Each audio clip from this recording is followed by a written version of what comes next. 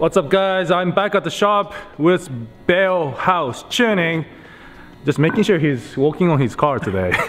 This is update number 2 of the K24 Supercharged FRS build series. So, looks like he's got everything taken apart already. So what's going on here? We got multiple transmission, multiple blocks, one car.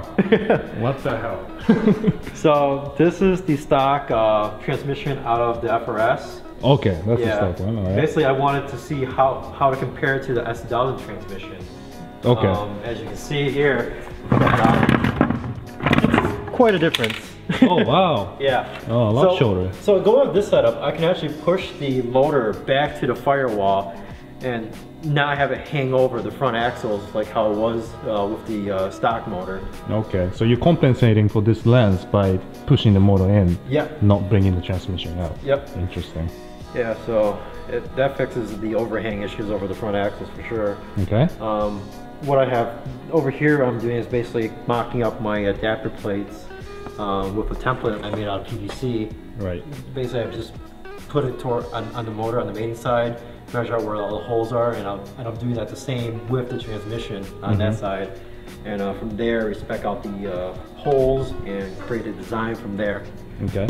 So those of you who are not familiar with what he means by adapter plate, he's talking about the mounting the engine to the transmission. So obviously when you go with S2000 transmission, all the holes are different. Actually I have a mock transmission plate right here if you want to see. It'll look like something like this out of aluminum. So this piece here. Yeah. Something similar to this, except made out of aluminum and made with higher precision. Yep. Yeah. So this is a K24 motor, you guys. Yeah, this is a K24 block. Right. It says right here. Yeah, and then behind you is a K20 motor. K20, okay. Yeah. And why do you have 2 motors here now? I just have motors laying around. But typically, Honda guys. with that one, I'm grabbing the angle of how the motor sits parallel to the ground, so I can see how I want to orient it in the car.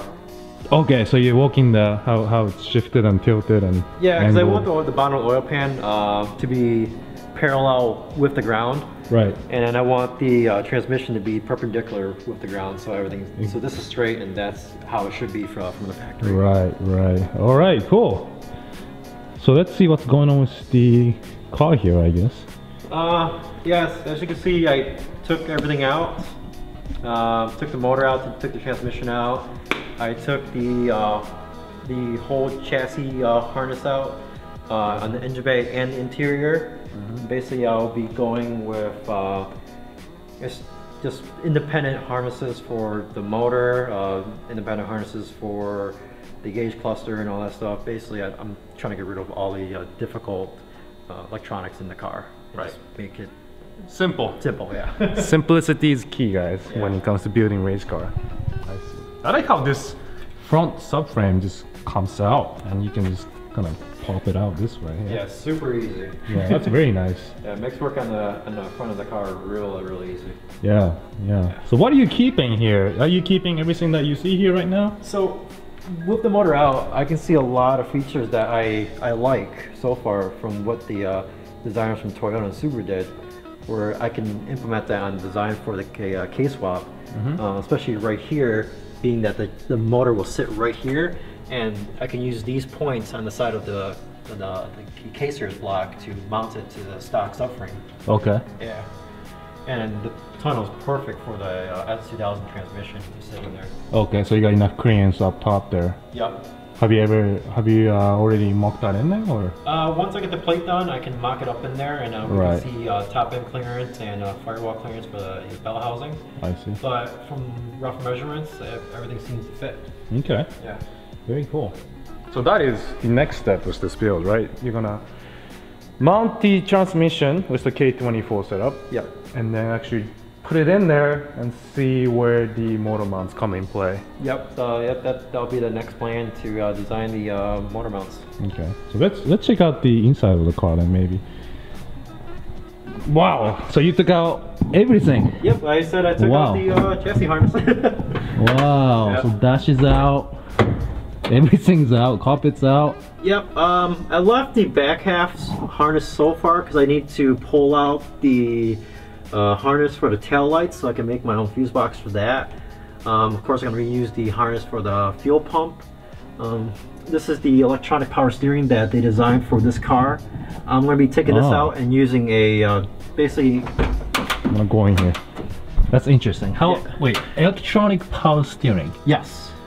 So you have a manual rack. Yeah. And then you have basically this is a assist for your steering. Oh, okay. It has a computer where it controls how much load that it needs to help you with, depending on, I believe, wheel speed and such. Okay.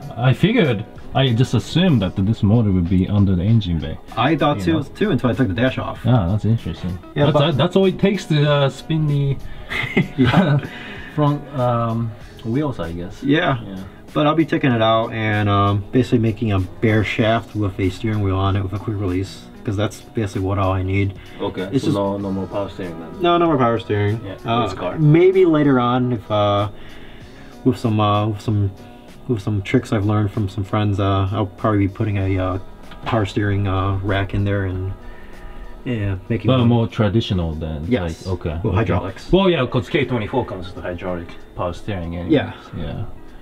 I'll be getting rid of the pedal assembly. At this throttle body is a drive-by-wire pedal. Yeah. And I'll be putting in a Willwood pedal box in there. Oh, fancy. Yeah. I'll have a floor mount one, so that'll be a future video for us. Okay. Yeah. Okay. Nice. Sounds like a lot of good components going in here. Yeah. What about the? Are you gonna paint the chassis or anything with this? Just keep it. I'll probably keep it white for now. You know, I probably will take all the sound deadening off, the minimal it has, but I'll be retaining carpet. I don't like how it's white, and when the sun comes in, it's glaring back in my eyes. Yeah, my UV might make it fade too over time. Yep. You don't have much sound deadening though, actually. I'm surprised at that. There wasn't a lot of sound deadening, but there was a lot of foam. Oh, okay, and that came out with the carpet itself. There was about maybe, I think I saw 15 pounds of foam. Oh, wow. Yeah, so I took all that off. Right. Okay. Good stuff. Yeah. Are you going full cage or anything? You just hopefully if funds are good enough. Yeah. I'll have a full cage. Yeah, that's always a problem. Yeah, I'll have a full cage by next year. Right. All right, so that's it for today, guys. That is update number 2 for K24 Supercharged time attack car build series. Looks like a lot of progress has taken place. In the next episode, we'll be mounting the transmission on the K24 engine with adaptive plate, and we'll be mocking up the motor mounts. So, anything you want to say here? Just stay tuned. Hopefully we'll have some cool stuff to show you. Yeah, all right. Thanks for tuning in, guys. Let me know if you have any questions or comments. Please feel free to leave that in the comment section below. Peace.